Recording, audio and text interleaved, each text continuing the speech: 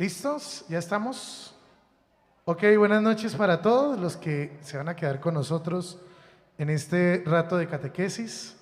Vamos a colocarnos en presencia de Dios, allí a todos los que nos están viendo. Vamos a colocarnos en la presencia del Señor, vamos a orar. Hoy tenemos un tema muy interesante, muy bonito. Yo te invito a que cierres tus ojos un momento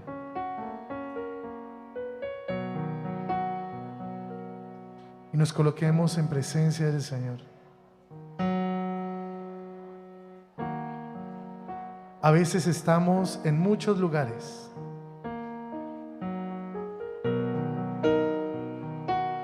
y por eso vamos a pedirle al Señor que este lugar se sienta tan bien como estar en su presencia.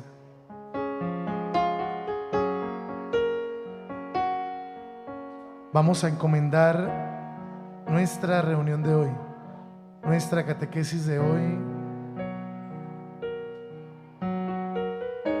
por esa intención, por esa preocupación, por esa acción de gracias, por eso que le estás pidiendo a Dios.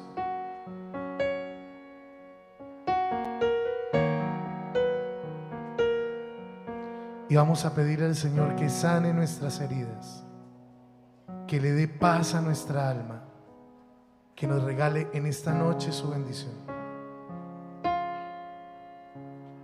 Señor, que bien se siente aquí.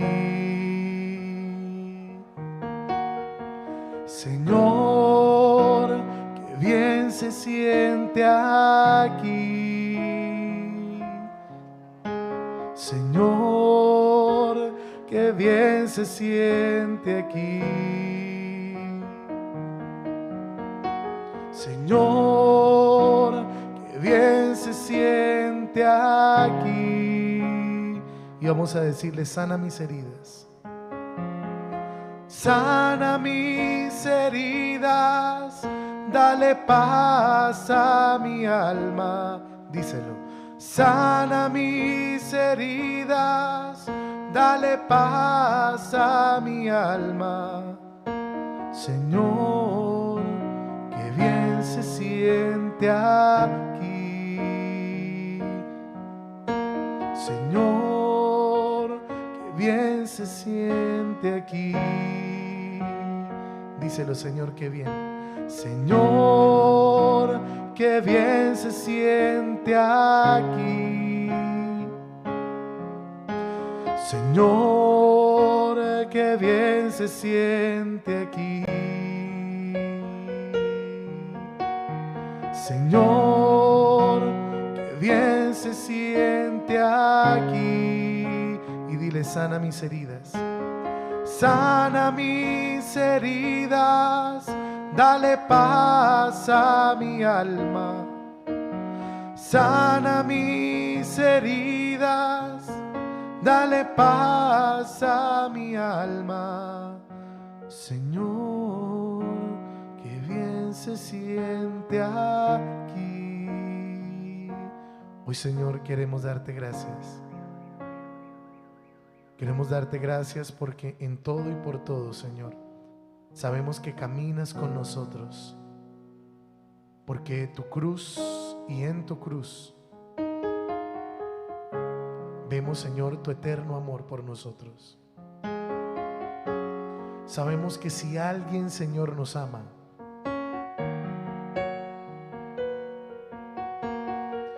eres tú, Jesús. Sabemos que si alguien quiere algo bueno para nosotros, sabemos, Señor, que eres tú. Por eso, Señor, te pedimos que sanes nuestras heridas, que nos regales, Señor, tu paz, esa que nuestra desobediencia, esa que nuestra lejanía nos ha quitado. Sana mis heridas, dale paz a mi alma. Sana mis heridas, dale paz a mi alma. Señor, se siente aquí. Señor, qué bien se siente aquí. Señor, qué bien se siente aquí.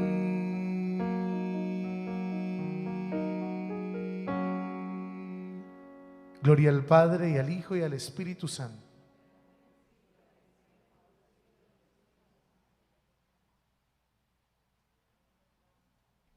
Bien, hoy vamos con nuestro tercer tema, y nuestro tercer tema nos va a acercar a la realidad de la cruz. Cuando hablamos de la cruz,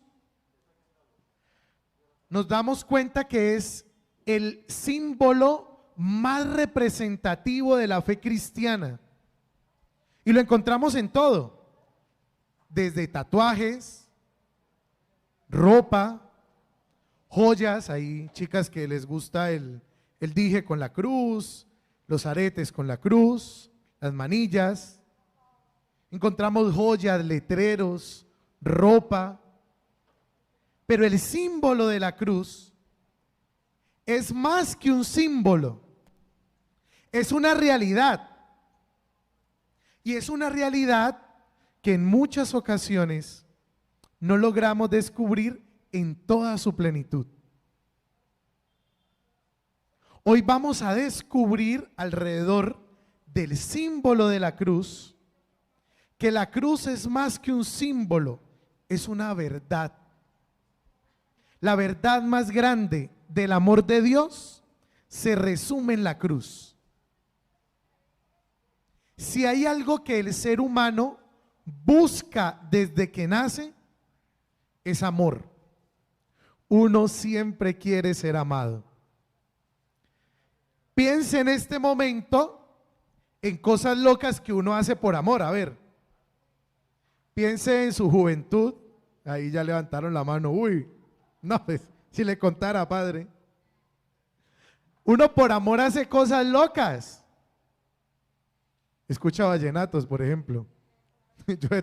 Yo el vallenato realmente duro, durísimo. Pero me acuerdo que en mi juventud, bueno, todavía estoy joven, ¿no?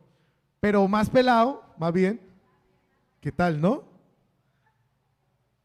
Más pelado, tuve una novia que le encantaba el vallenato, y yo para el vallenato nulo.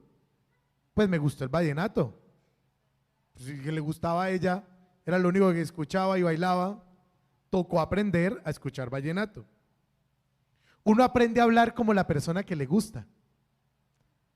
Muchos hemos aprendido a hablar como personas que amamos, ¿sí? Hay gente que se viste como le gusta a la persona que uno quiere. Es que a mi esposa le gusta que yo me ponga la camisa hasta acá. O es que a mi esposa le gusta verme en chores, entonces yo me coloco en los chores, qué sé yo. Uno por amor hace cosas locas. Voy a contar una historia que uno hace por amor. Yo tenía como 15 años, tuve mi novia de esa época, ¿no? Esa fue la que me enjuició en ese tiempo. Y resulta que cumplimos un año de noviazgo. Y claro, pues el año de noviazgo uno lo celebra. Los pelados celebran los 15 días. Imagínense en ese tiempo. Ay, es que estamos de aniversario. ¿Cuánto llevan de novios? 15 días. Los pelados de hoy son así. Un mes. Y resulta que en ese día estábamos cumpliendo un año. Yo soy, gracias al Señor, hincha del glorioso América de Cali. Y pues claro, yo quería una camiseta de la América. Yo no tenía camisetas de la América a los 15 años. Y entonces jugaba la América y yo, cuando veíamos los partidos, yo le decía, uy, qué chévere esa camiseta de la América, tirando el mensaje subliminal, ¿no? Uy, qué berraquera tener una camiseta de la América, ¿no? Y ella, sí, ¿no? Como bonita. Y yo, uy, me entendió el mensaje. Me entendió el mensaje. Y pone la América campeón y yo esperando la camiseta. Y otra vez campeón, por ahí como en el 2000. Pues resulta que mi esperanza y mi confianza estaba puesta en que en el aniversario me iba a regalar la camiseta de la América. Claro, yo le compré un regalo, no me acuerdo, una cosa de colores, a ella le encantaba pintar. Y yo tenía todo listo para la celebración. Cuando llegó el momento del regalo, eso pasa como cuando el amigo secreto, que uno se baja en el regalo y siempre le salen a uno con unas chichiguas, unas cosas más pichurrias, y uno jalado hasta en el decorado del regalo. Pues pasó así. Saco yo el regalo, le saco los 48 plumones, ahorré como 2 meses del descanso para poderle comprar los plumones. Cuando dijo, cierra los ojos, te voy a traer tu regalo. Y yo, yo ya me veía con la camiseta de la América. Cierro yo los ojos y siento un olor raro. Y yo, ¿qué es esta vaina? ¿Un perro? No, un gato. Huele raro. ¿Saben qué era? 12 girasoles. Uno por cada mes que habíamos sido novios. Imagínense yo con 12, y yo, ¿para qué 12 girasoles? Cuando yo abro los ojos y veo los 12 girasoles, y a mi sorpresa, uno por cada mes que hemos sido novios. Y yo, ¡qué lindo! Divinos. Me encanta el amarillo. Imagínense pues. Eso no fue lo peor fue irme hasta mi casa con los 12 girasoles. Yo con encartado, pues imagínense 12 girasoles grandes, uno yéndose por toda la calle a los 15 años con 12 girasoles y todo el mundo me veía como que, ¿y este man qué? ¿Dónde se lo robaría? No les digo lo que mi mamá me hizo porque es peor todavía, me hizo bullying toda una semana. Ay, ¿cómo van las flores, mijo? En el tanque. Sin embargo, uno por amor, ¿qué hace? Agradece, se siente el hombre más realizado del planeta, cómo le iba a dañar la sorpresa, cosas que uno hace por amor. Porque los seres humanos necesitamos ser amados. Desafortunadamente nos conformamos con versiones del amor muy pobres, con migajas que caen de la mesa, como dice el Evangelio. Y desafortunadamente negociamos un factor fundamental que es sentirnos profundamente amados. Entonces, ¿qué pasa?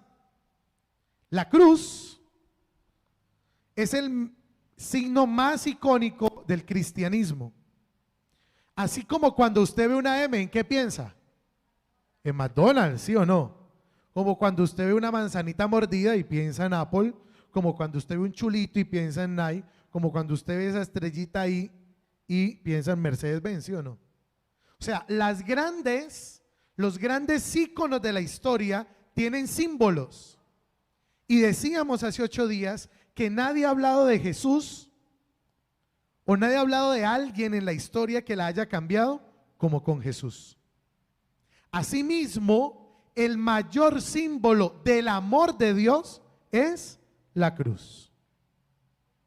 Con esto renunciamos a todo concepto errado que hay en otras denominaciones cristianas no católicas sobre el concepto de la cruz. ¿Por qué te colocas esa cruz?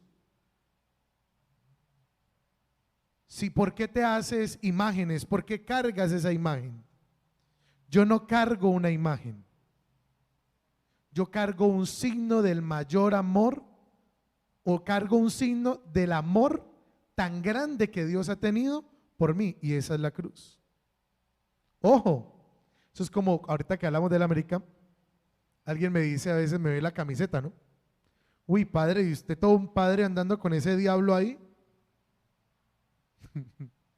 Entonces, a mí me va dando como rabiecita, ¿no? Esa cosa.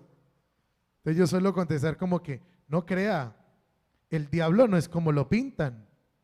A veces se disfraza de señoras que dicen cosas que nunca debieron decir. Lo estoy diciendo lo más diplomáticamente posible. No les digo así, les digo peor. Pero es así. Los símbolos, sobre todo los cristianos, muestran el mayor amor que ha tenido Dios con nosotros. Y ese signo es la cruz. Cuando usted vea una cruz, piense en el amor que Dios tiene por usted. Y no se deje dar un amor inferior a ese amor. Porque muchos de nosotros nos conformamos con amores mediocres que no dan lo que tienen que dar, que no son lo que tienen que ser.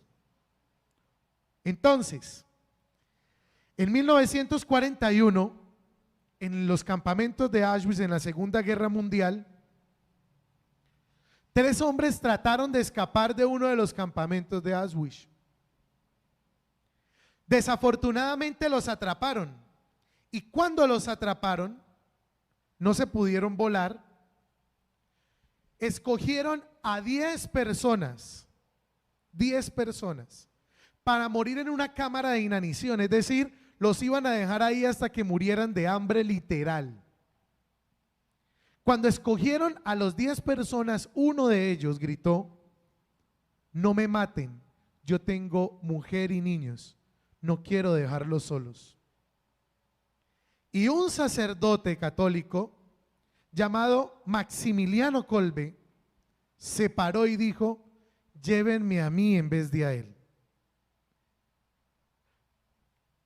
Y lógicamente, porque sabíamos cómo eran los nazis, el soldado accedió. Y Maximiliano Kolbe dio la vida por esa persona. Esa persona vivió hasta los 94 años y estuvo en la canonización de San Maximiliano Kolbe. Un sacerdote, por amor extremo, por ser amado como solo Dios sabe amar, fue capaz de dar la vida por otro. Eso es el amor. Esos 10 hombres, o ese hombre por el que San Maximiliano dio su vida y permitió que fuera en su lugar, solamente una persona convencida del amor es capaz de hacer eso. Por eso nunca hay que conformarse con versiones del amor inferiores a la que la cruz nos ha mostrado. Y por eso es que Gálatas 2:20 nos dice: vivo por la fe en el Hijo de Dios que me amó y dio su vida por mí. Un amor inferior a eso no es un amor. Y cuando tú ves la cruz, tú tienes que sentirte agradecido por lo mucho que Dios te ha amado. Entonces, ¿cuál es el sentido de la cruz? ¿Cuál es el sentido de la muerte de Jesús en la cruz? ¿Y por qué para nosotros, en nuestra fe, es tan importante la cruz? Porque la cruz es el remedio para toda la dureza de nosotros. Porque si hay algo que nos pasa a los seres humanos, hermanos, es que somos duros. Lo único que, a mi modo de ver, nos quiebra en la vida son 2 cosas. Las únicas 2 cosas que quiebran al ser humano son la muerte y la enfermedad. Son las 2 únicas cosas que nos quitan ese orgullo humano que siempre, con el que siempre vivimos, que siempre manejamos, que creemos que vamos a ser inmortales. Y como diría el gran filósofo Darío Gómez, nadie es eterno en el mundo. Pero muchos de nosotros vivimos como si fuéramos a ser eternos en este mundo. Y por eso nuestra soberbia hace que no sepamos entender cuán amor tiene Dios por nosotros. ¿Por qué murió Jesús? Pues por ti. Porque fuimos creados no en serie, sino en serio. Ojo con eso. No fuimos creados uno detrás del otro en serie como si fuera una máquina. Fuimos creados en serio, hermanos. Y a veces no logramos dimensionar ese amor que Dios ha tenido por nosotros. no logramos ver el valor único de tu vida y el valor que tiene para Dios. Hoy yo quisiera que tú, viendo esta cruz, recordaras cuánto te ama Dios. Hay algo que quiero recordarles y que se nos ha olvidado a todos: que Dios te ama, punto.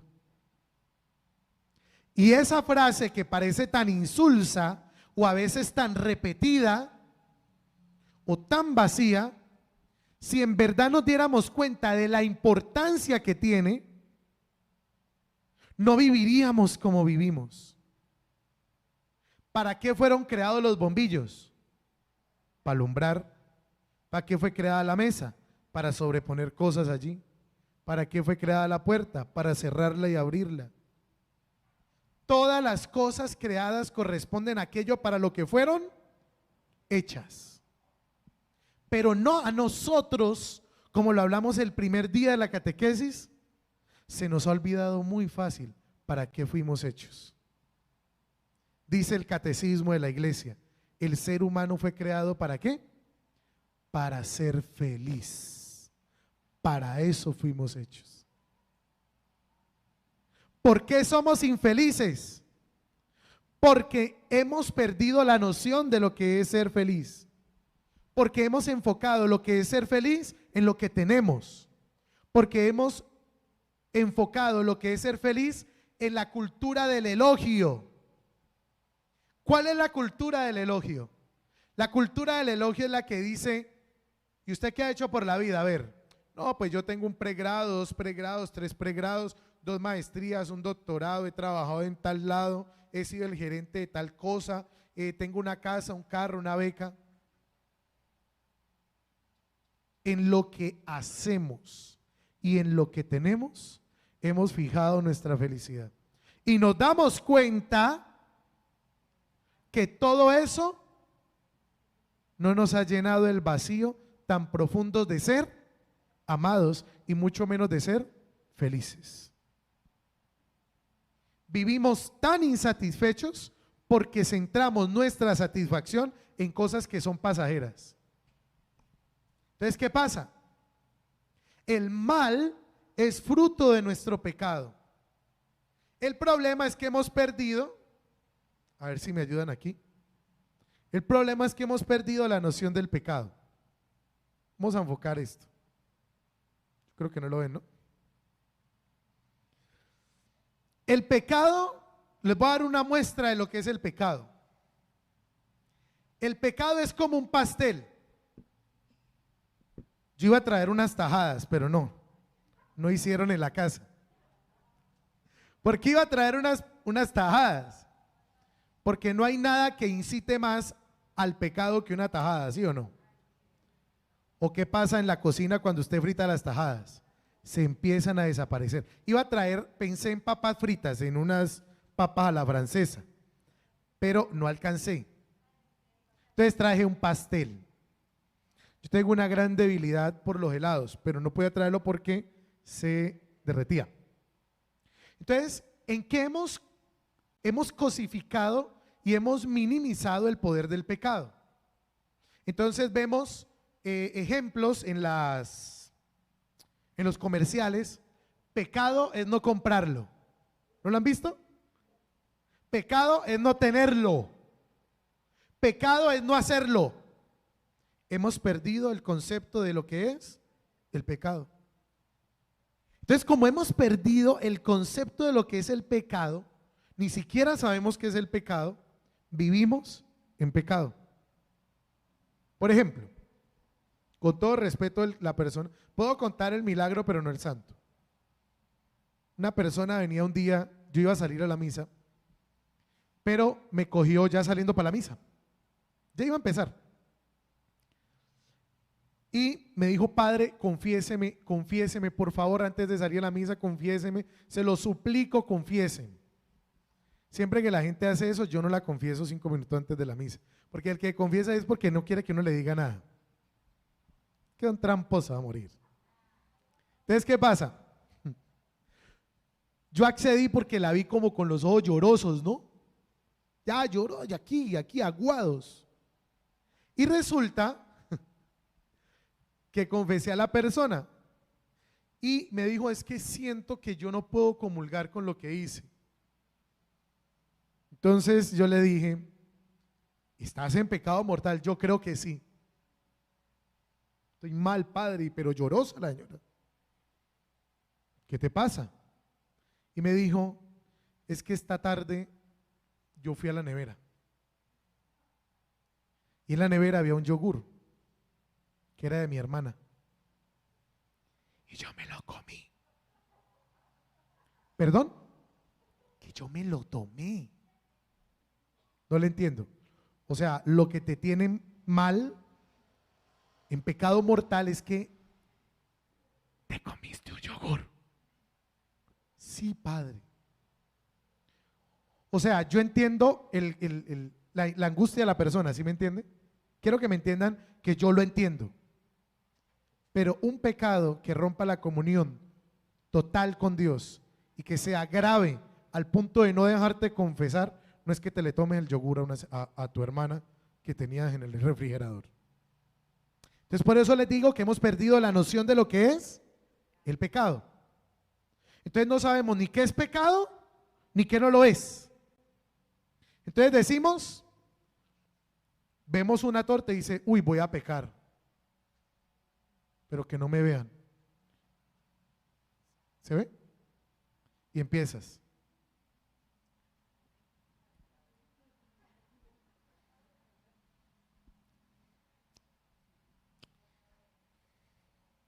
Está rico, ¿no? Así es el pecado. Y luego empiezas, pedacito, pero por este lado que no se vea.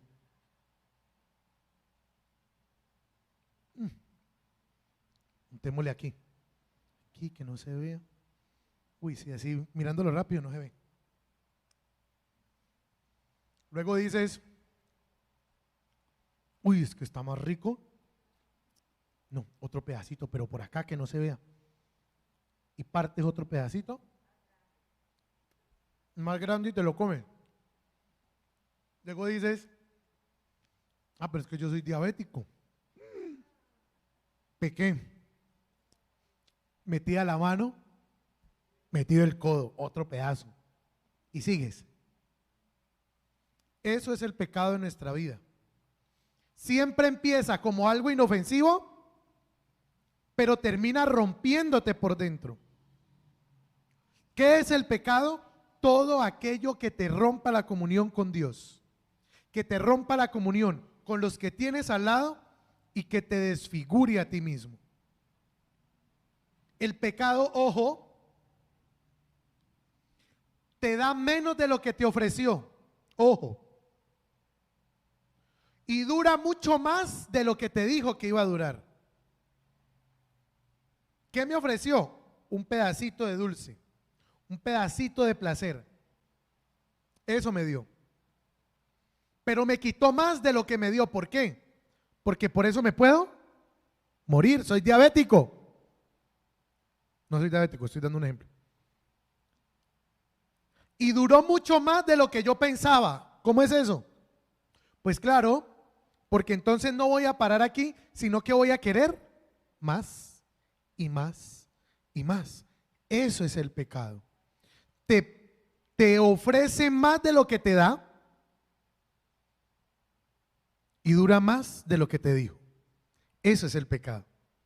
Entonces el remedio para el pecado, para nuestra debilidad, para eso de que nos ama pero no dimensionamos cómo Dios nos ama. ¿Cuál es la respuesta de Dios para eso? La cruz. La respuesta de Dios para nuestro pecado es la cruz. Solamente un acto de amor como el de Jesús en la cruz dimensiona y es capaz de responder a la gran división, a la gran ruptura que tenemos dentro. Ojo, solamente un amor tan grande como el de la cruz nos puede a nosotros salvar de lo que es el pecado de nuestra vida. A eso lo solemos llamar ¿cómo? temor de Dios. ¿Qué es el temor de Dios? El temor de Dios es ese temor que yo tengo de fallarle y de fracasar a un amor mucho más grande del que yo he dado. El gran ejemplo de eso es la mamá de uno. Uno tiene miedo de fallarle a los papás. ¿Sí o no? Uno no quiere fallarle a alguien que le ha dado a uno todo. Eso es temor de Dios. Asimismo, el temor de Dios, ¿qué es? Que yo soy capaz de entender que Dios me ha amado tanto que yo no puedo ser inferior a ese amor. Pero Romanos dice, pues todos han pecado y están privados de la gloria de Dios. En nosotros es tan fuerte lo que nos aleja que a veces nosotros sucumbimos fácilmente a eso porque no miramos fijamente la cruz. Estoy hablando de manera figurada, ¿no? No es que usted ve una cruz y entonces va a evitar todo pecado, no. Mirar fijamente la cruz es recordar cuánto amor Dios me ha manifestado y me ha mostrado, y yo no puedo ser inferior a eso. Los grandes errores de nuestra vida son fruto ¿de qué? De la falta de amor que hemos querido encontrar en aquellas cosas que nos rompieron. ¿Una infidelidad qué es? Una infidelidad es eso. Una infidelidad en el matrimonio es fruto de ese amor que quise buscar, del que me quise llenar, que no fui capaz de ver que ya me lo había manifestado Dios en mi matrimonio. Por eso lo descuidé. Por ejemplo. Y asimismo con muchas otras cosas que uno hace. Porque uno termina desfigurándose a uno mismo cuando peca. Hay una historia. ¿Quién fue que pintó la última cena? Se me olvidó. ¿Miguel Ángel? ¿Miguel Ángel? Cuando el que pintó la última cena la fue a pintar, pasó lo siguiente. Dice esta historia. Él empezó a hacer el casting para cada uno de los personajes. Fue por toda Italia buscando cada uno de los personajes que iban a aparecer en la última cena, los 12 apóstoles y Jesús. Resulta que cuando encontró a Jesús, al primero que vio y le vio cara de Jesús, a ese lo dejó porque le parecía que expresaba todo lo que Jesús manifestaban en los evangelios. Los tenía ya casi a todos pintados, pero le faltaba uno, Judas. Pasaron 6 meses y no encontraba. Buscó en los suburbios de Italia, buscó en los callejones más oscuros y no lo encontraba. Pasó 1 año, 2 años. Cuando al tercer año ya se iba a dar por vencido y a dejar inconclusa su obra porque no la iba a entregar así, faltándole Judas, un día se encontró a una persona que en medio de toda su miseria estaba totalmente desfigurado. Cuando el pintor le dijo a ese habitante de la calle, que le llamamos hoy, para qué lo necesitaba y cuál era la obra que iba a hacer con él, es decir, en él se reflejaba el rostro de Judas, allá en su memoria, la persona que estaba en la calle le dijo: yo te recuerdo, yo sé quién eres. ¿No me recuerdas a mí? El pintor le dijo: no sé quién es usted. ¿Cómo así? ¿Nos conocemos? Sí, yo te conozco. Tú hace 3 años me pintaste a mí. Yo era Jesús. Cuando le dijo eso, el pintor rompió a llorar y se dio cuenta que lo mejor de nosotros se puede perder por el poder del pecado en nosotros mismos. Eso nos puede pasar muchas veces. Nos desfiguramos y no nos damos cuenta. La tristeza, la depresión, las drogas, las infidelidades, la violencia, todo eso es fruto ¿de qué? del pecado en nuestra vida. Eso no es de gratis. Por eso yo les decía en la primera catequesis que, ojo, hay cosas que ninguna ciencia puede sanar en el corazón humano como Dios lo puede hacer. Ni la sociología, ni la psicología, ni el psicoanálisis, ni nadie. Solo Dios puede sanarlo. Entonces, el remedio de Dios para la fuerza del pecado en nosotros es la cruz. ¿Qué hace el pecado? El pecado contamina. ¿Se acuerdan de Eva, no? ¿Cómo llegó el pecado a la vida de Eva? Inocentemente, con una pregunta. ¿Cómo así que Dios les dijo que no comieran del fruto que está allí? Así empezó la caída de Eva, con una pregunta. No hay cosa que sea más dañina en el corazón humano que una duda. ¿Y qué es lo primero que hace la serpiente en el corazón de Eva? Coloca una duda.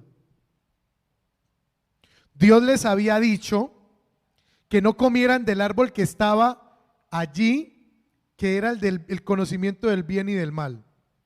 Y la serpiente les dijo a Eva, con que no puedes comer del árbol que hay en el centro, que era otro, no era el del bien y del mal, era otro. Le cambió todo. Por eso la palabra Satanás traduce contradictor. Entonces el pecado que hace en la vida de nosotros siembra las dudas. Lo que pasa es que si ustedes comen del fruto, ¿saben qué va a pasar? Que ustedes serán como Dios. Eso es lo que pasa y Él no quiere eso. ¿Qué hizo la serpiente? Sembró ¿qué cosa? La duda. ¿Qué hace el pecado en la vida de nosotros? Siembra la duda. Vuelvo al pastel. A todo mundo va a comer dulce y yo no. Ve, es que yo también puedo, entonces yo empiezo y me como el pedacito. Lo más probable es que todos se van a comer su buen pedazo y a mí no me lo van a dar ni a oler. Empiezo y sigo ¿qué? Dudando. Dudando del bien que mi familia me quiere hacer, por ejemplo. Así pasa con el pecado. El pecado lo que hace es que coloca en duda lo bueno que Dios quiere para ti. Y por eso rompe las relaciones. Entonces contamina. Segundo, el pecado domina. Cuando tú caes, te das cuenta que el pecado tiene una cualidad adictiva, es como una droga. Usted no solamente quiere un pedazo, usted no quiere la untada, usted quiere el pedazo de torta. ¿Sí me entiende? Revisen, acuérdense de su última embarrada y se dará cuenta que fue así. Usted empezó dudando, pero es que, ¿y si no lo hago? Entonces dice uno se tiene que arrepentir en la vida de lo que no hizo. No, hagámoslo, pum, lo hizo. Y cuando lo hizo, ¿quiso qué cosa? Quiso más, porque como es adictivo, eso no para ahí. Por eso les dije, te quita más de lo que te da y dura más tiempo de lo que te dijo. Tercero, siempre tiene un castigo. El pecado nunca pasa en vano, hermanos. Siempre tiene un castigo. El problema de nosotros es que cuando la embarramos y no nos pillan, cuando la embarramos y no somos descubiertos, pensamos ¿qué cosa? Muy inteligente. ¿No me pillaron? La supe hacer. Uy, es que me pasó por aquí, pero... Entonces uno cree que en el fondo lo que está haciendo está bien. Pero no se da cuenta que tarde o temprano siempre vas a tener ¿un qué? Un castigo. Siempre que uno hace algo que no es, siempre hay consecuencias. Y por último, el pecado crea una brecha interiormente, te rompe, sobre todo con algo importantísimo para el ser humano, te quita la paz. El pecado te quita la paz. te hace algo que no es. Entonces te dicen, Verónica, ¿hablamos? Y usted dice, pucha, me pillaron. Se dio cuenta. ¿Qué pasó? ¿Por qué? ¿Cómo así que tenemos que hablar? No, pues ¿cómo te parece que mira que me ofrecieron un trabajo y no sé qué? Y uno, yo pensé que era que se ha dado cuenta. ¿Sí me entiende? Porque el que la debe, la teme, dicen las abuelas. Porque el pecado hace eso, te rompe, te quita la paz. Por tu desobediencia, te hace sentir que eres deudor. Entonces, como te hace sentir que eres deudor, de alguna manera no tienes paz, no tienes tranquilidad, pierdes la felicidad. Eso es el pecado. Por eso la solución es la cruz. Yo con lo que estamos haciendo hoy, hermanos, yo lo que quiero que verdaderamente pensemos es que hay algo que no podemos olvidar, y es que Jesús ya pagó la deuda. Todo pecado ya ha sido pagado. Si todo pecado ya ha sido pagado, entonces ¿qué nos queda? Aceptar ese amor de esa deuda que ya de Jesús pagó.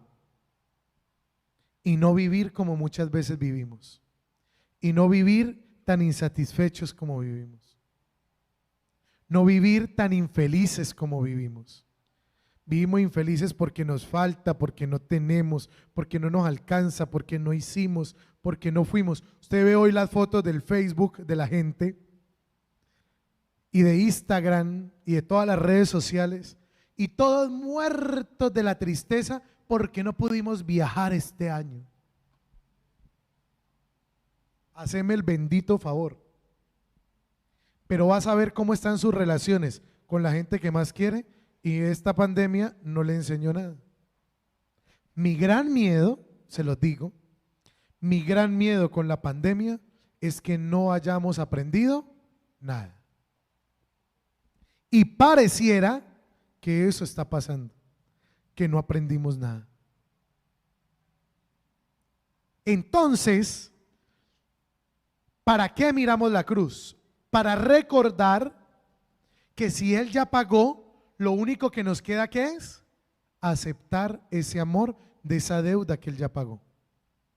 Y no seguir buscando en vasos vacíos el agua que nos falta. Por eso, dice Primera de Pedro, Él mismo llevó al madero nuestros pecados, y por sus heridas ustedes han sido sanados. Por eso cuando yo mire una cruz, tendré que recordar cuán amado soy, y tendré que recordar que hay algo que me falta por aceptar, y es ser amado profundamente como Dios ya te amó en esa cruz. Qué bueno sería que hoy nosotros nos fuéramos con eso. Desafortunadamente, en nuestra vida justificamos nuestro pecado de alguna manera, ¿no? Porque si para algo somos buenos es para justificarnos. Entonces uno hace el test de la buena persona. Vamos a hacer el test de la buena persona. El test de la buena persona consiste en lo siguiente. Ojo con esto. Vamos a colocar a medir la bondad de 3 personas. Una es Hitler, la otra es el padre Oscar y la otra soy yo. Si yo coloco a medir en el test, en mi test de buena persona, para justificar mis pecados, si yo coloco en el test de la buena persona lo que yo hago, este es el promedio. Lo que ustedes ven aquí son estadísticas de Oxford, ¿no? ¿Sí? De cómo nos comportamos el padre Oscar y yo el año pasado. No está actualizado este año, el año pasado. Pero entonces, en mi test de buena persona funciona así. Si yo coloco a Hitler en un test de buena persona de 0 a 100, yo digo Hitler está como entre el 45%.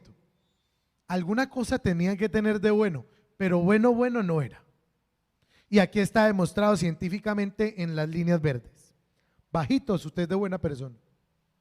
Pero si yo comparo a Hitler con el padre Oscar, ¿sí me entiende? Ella cambia, ¿no? No, el padre Oscar se porta mejor. Pero entonces el padre Oscar tiene un 65% del test de mi buena persona. Según mi test de buena persona, el padre Oscar, pues comparado con Hitler, no es tan malo. No, es buena gente.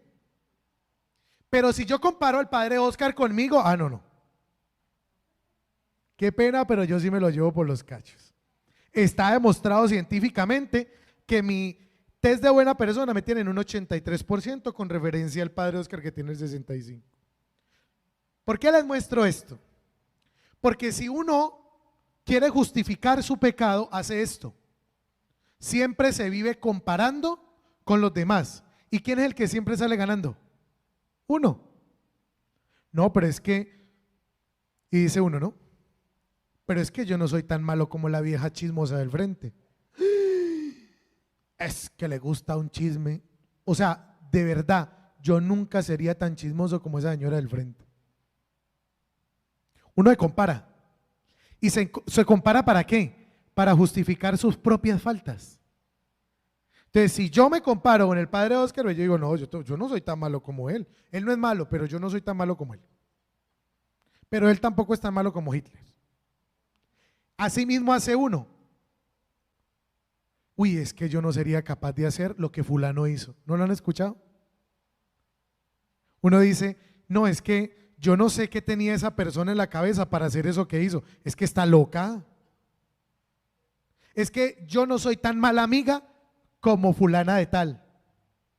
Es que yo no soy tan malaclasudo como fulano de tal.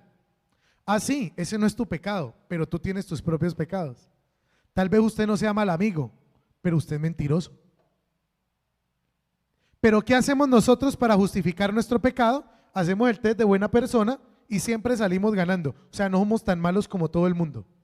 Y siempre nosotros somos los buenos. Vean, me pasó a mí. 83%. No, la Madre Teresa come chito al lado mío. Claro. ¿Pero por qué? ¿Por qué pasa eso? Porque de alguna manera busco tapar el sol con un dedo. Ese es el problema del pecado, que siempre busca tapar el sol con un dedo. Por eso terminamos con esto. La cruz nos hace sentir amados.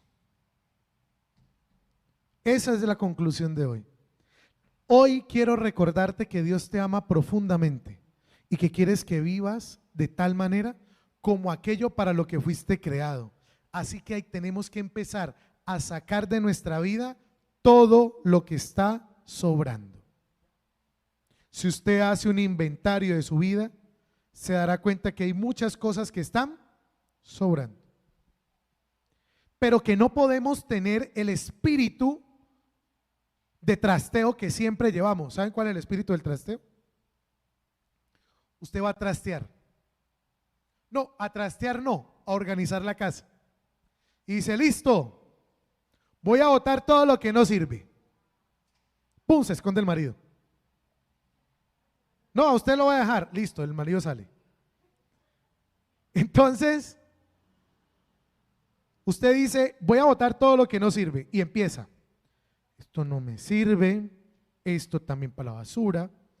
Y cuando ya lo va a meter a la bolsa negra para botarla, usted dice, uy, pero esos zapatos no están tan feos, ¿sí o no? Esos no sirven para ir allá a Pance. No, mejor no los botemos. ¿Qué? ¡Pum! Se devuelve. Luego dice, ve, pero el otro día, mija, usted no me estaba pidiendo que una caja, vea, aquí hay una caja, no la botemos, guardémosla. Eso nos puede servir para después. Y terminas botando el 10% de lo que sacaste para botar. Entonces, hoy no podemos olvidar esto. Si Jesús nos ha amado como nos ha amado, no podemos seguir con ese espíritu de trasteo de siempre querer seguir guardando lo que en el fondo nos está sobrando. Pero para eso tenemos que aprender a tener ¿qué cosa? Paciencia, hermanos. Paciencia es lo que siempre nos falta. Si hay algo que nunca tenemos es paciencia. Los cambios son despacio. Jesús caminó 3 años con los discípulos y el día del examen, todos lo perdieron, todos. Y caminó 3 años con ellos, según las Escrituras. Entonces téngase paciencia, pero empiece a sembrar en su vida cambios significativos. ¿Por qué? Porque el poder de la contaminación ha sido roto con su muerte en la cruz. Es decir, hoy yo te estoy recordando que te mereces mucho más, que eres mucho más de lo que tú pensabas que eras. ¿Cuándo te recuerdas eso? Cuando miras una cruz. Si haces eso, te darás cuenta que solo el amor es capaz de acabar con ese dolor que siempre mantenemos, con esa insatisfacción que siempre tenemos, con esa tristeza que siempre está ahí tocando a la puerta, con esas cosas que no nos dejan en paz, que no nos dejan dormir.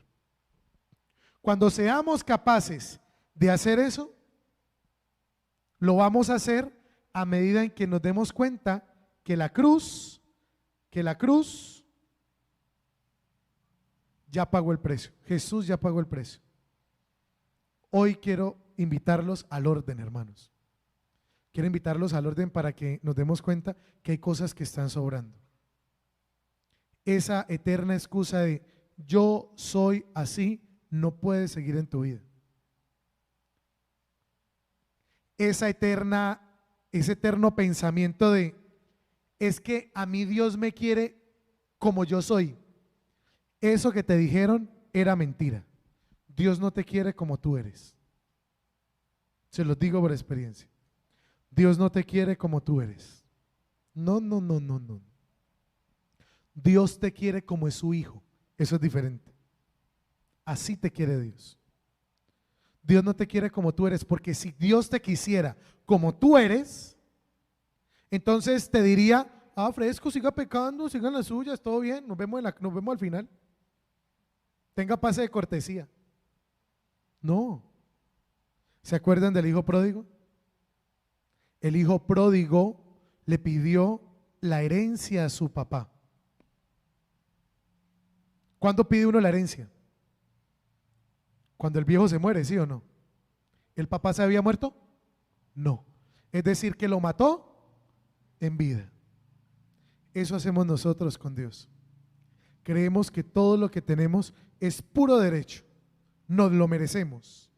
Como yo soy así. ¿Y qué hizo el padre? ¿Se opuso? Le dio la parte de la herencia que le tocaba. Y fue a comer tierra. Fue a comer las algarrobas de los marranos. Eso fue a comer.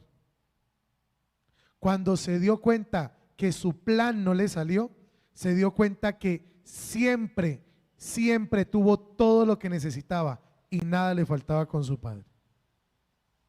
Eso es lo que hoy nos está diciendo esta catequesis.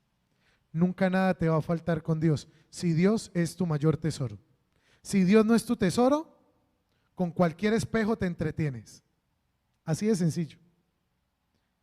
Cuando Dios no es nuestro tesoro, con cualquier cosa que brilla nos entretenemos. Y no todo lo que brilla es oro. Bien, termino haciendo una mención, pidiendo disculpas. Pues por ahí me contaron que hubo un comentario mío sobre el tema de nuestros hermanos peruanos hace 8 días, pues que de pronto algunos se sintieron incómodos con el comentario. Pido disculpas. A veces también yo tengo mis variaciones, yo no soy totalmente normal. Entonces tengo a veces de pronto comentarios que pueden llegar a ir a susceptibilidad, pero recuerden que lo hice dentro de un contexto, ¿no? O sea, la situación estaba dentro de un contexto. ¿Cuál era el contexto particular? Que siempre vivíamos llenos de estereotipos, y eso pasa en ese país y pasa en Colombia y pasa en todo el mundo. Nos quieren hacer ver de una manera y resulta que en el fondo somos de otra. Era dentro de ese contexto. De todas maneras pido excusas para las personas que nos están viendo, si de pronto están aquí, pero pues que siempre recuerden que todo está dentro de un contexto. Si usted saca el texto de un contexto, lo vuelve un pretexto para entender lo que usted quiera, y eso no fue lo que quisimos hacer. Bien, vamos a orar. Ahí donde estamos, ahí en nuestras casas, vamos a colocarnos hoy en presencia del Señor. Hoy, Padre amado, reconocemos tanto amor, tanta misericordia, tanta bondad que has tenido con nosotros. Hoy, Señor, nos sentimos sorprendidos y halagados, porque tu amor es más fuerte que cualquier poder del mal en nuestra vida. No permitas, Señor, por nada ni ante nada, que el poder del mal se cierna sobre nuestro corazón. Hoy te pedimos, Jesús, que seas tú nuestra fortaleza y nuestro refugio, y que ante todo, Jesús, nos muestres el camino para luchar contra todo aquello, Señor, que nos quiere derribar. Aunque gigantes se coloquen delante de nosotros, sabemos que tú eres fortaleza en nuestro corazón, Jesús. Por eso, aparta de nuestra vida todo lo que sobra y enséñanos, Señor, a abrazar tu cruz. Por Jesucristo nuestro Señor. El Señor esté con ustedes. Y la bendición de Dios Todopoderoso, Padre, Hijo y Espíritu Santo, descienda sobre ustedes y los acompañe siempre. Nos vemos dentro de 8 días, 7:45, por este mismo canal o aquí en el templo si quieren venir a acompañarnos. Que Dios los bendiga y que todos tengan buena noche.